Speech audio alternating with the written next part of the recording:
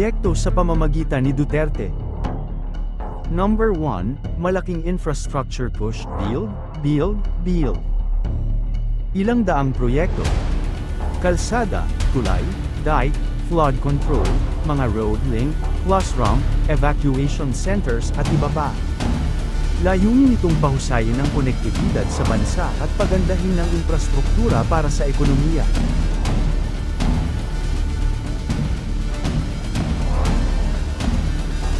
Number 2, mga reforma sa buwis at ekonomiyang panloob, Tax Reform for Acceleration and Inclusion, TRAIN, at CREATE Act. TRAIN.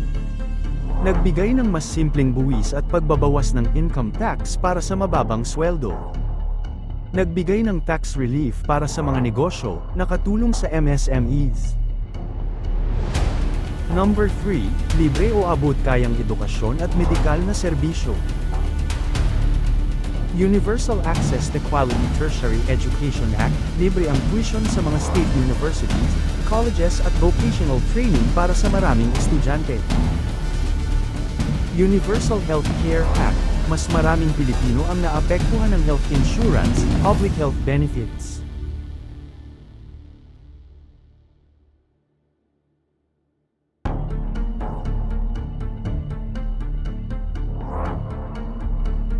Number 4, agrikultura at pro-pang magsasaka, rural development. Pagpasa ng Free Irrigation Act, maraming magsasaka ang nakinabang para sa irigasyon, na tumutulong sa agrikultura. Pamamahagi ng lupa, agrarian reform benefits sa mga benepisyaryo, bahagi ng mga hakbang para sa probinsya.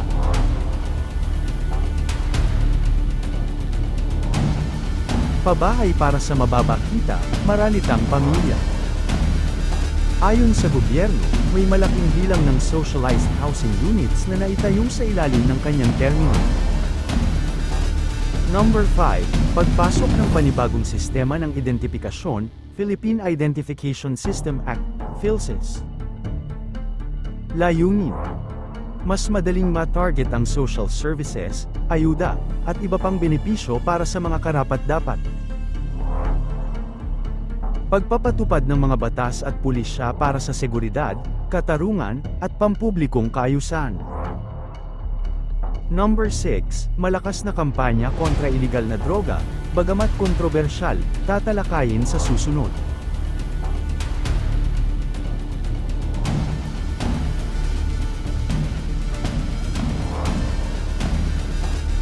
Number 7, pagtaas ng sahod ng mga militar at uniform personnel, pagmodernisa ng depensa, pagdagdag ng bagong military assets, para sa national security.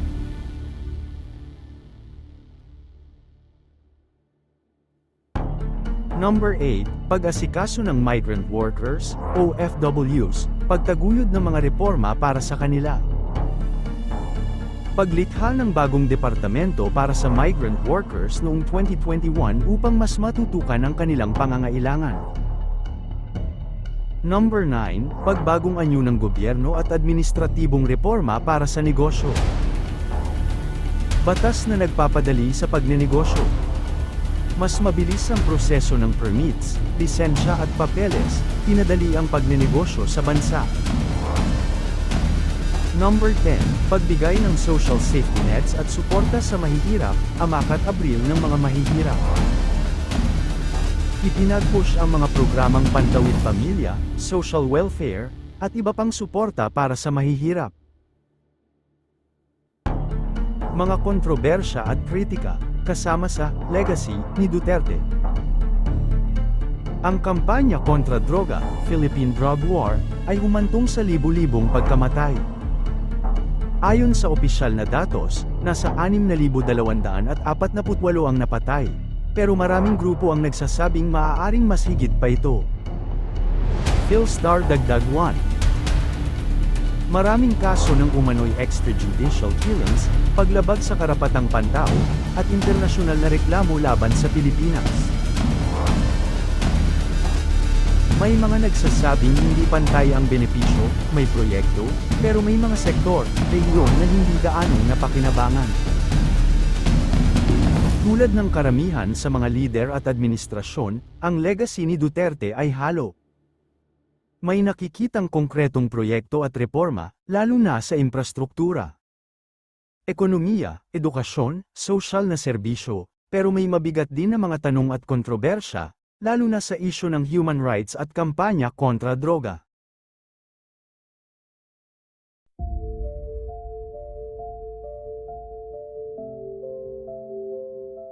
Mga nagawa sa ilalim ng administrasyon ni Bongbong Marcos. Number 1, malawakang programa sa infrastruktura at power, energy connectivity kasama dito ang malalaking proyekto para sa enerhiya. Pag-energize ng power grid interconnection sa Luzon, Visayas at Mindanao, at power projects na nagpapabuti sa supply ng kuryente sa maraming rehiyon.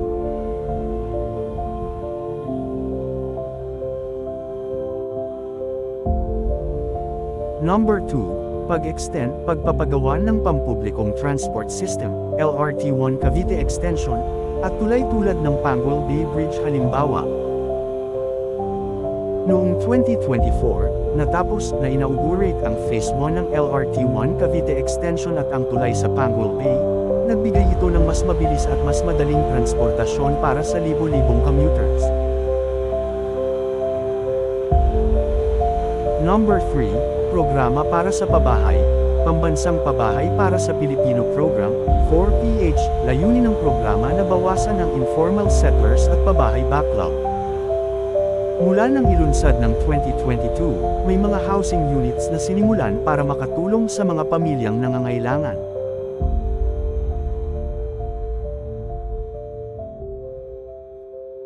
Number 4, reforma sa ekonomiya at pagbibigay ng insentibo para sa negosyo, pamumuhunan, e.g.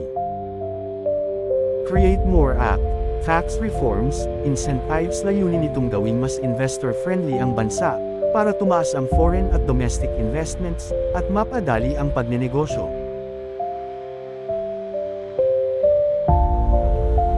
Number 5, pagtatatag, pagsulong ng Maharlika Wealth Fund. Sovereign Wealth Fund ng Pilipinas, inendorso ni BBM ang paggawa ng fund na ito, may intensiyong gamitin ito para sa matagal horizon na pag-unlad at pag-invest sa bansa.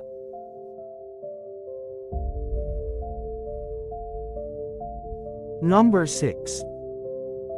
Pagpapalawak ng internet at digital connectivity, proyekto sa broadband, fiber backbone, free public internet access naglayon ito na mas maraming Pilipino ang magkaroon ng access sa internet lalo na sa mga lugar na dati kulang o walang koneksyon.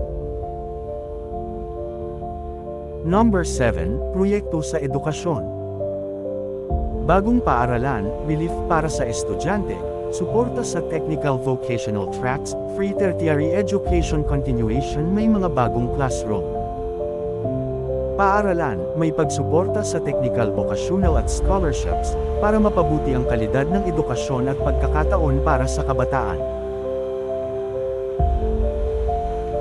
Number 8. Pag-angat ng sektor agrikultura at seguridad sa pagkain, pagsangkot ni BBM bilang Agriculture Secretary, reforma para sa suporta sa mga magsasaka ayon sa ulat. May mga hakbang laban sa overpriced imports at hoarding, at may mga pulisya para protektahan ang mga magsasaka at pagbutihin ang produksyon, food security. Number 9. Pagpapatibay ng legislative reforms para sa batas pangkalakalan. Seguridad sa dagat, maritime, digital law kasama dito ang pagpapasa ng mga batas gaya ng pagtatatag ng mga maritime zone at sea lane protections, paggawa ng legal framework para sa teritoryo at maritime security. Rappler. Number 10, pag-angat ng tiwala ng mamumuhunan at foreign direct investments. FDI, pag-record ng investment approvals ayon sa gobyerno, may pagtaas ng investment approvals at mas maraming oportunidad para sa negosyo at trabaho, na may layuning palakihin ang ekonomiya.